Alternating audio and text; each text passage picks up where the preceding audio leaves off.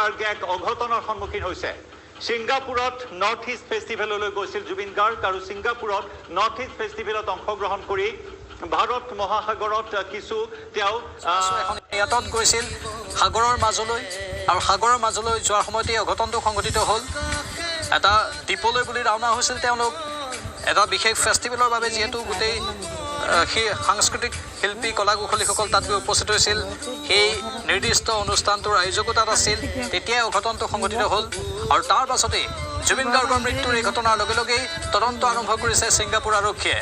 জুবিনৰ সৈতে থকা আটাইকেইজন লোকক সোধপোছ আৰম্ভ কৰিছে বিশেষ সেই নৌকাখনত কি ঘটিছিল সেই সন্দৰ্ভতেই সোধপোছ আৰম্ভ কৰিছে লগতে জুবিন গাৰ্গৰ নশ্বৰ দেহৰ মৰণোত্তৰ পৰীক্ষাৰ কামো আৰম্ভ কৰা হৈছে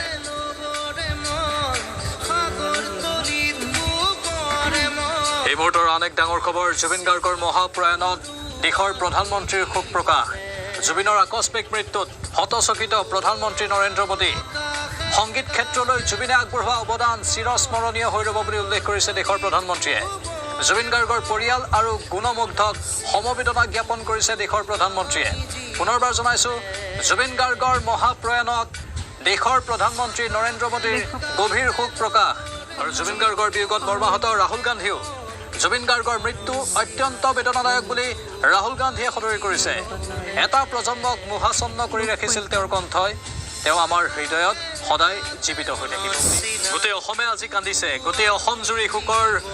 এক পৰিৱেশ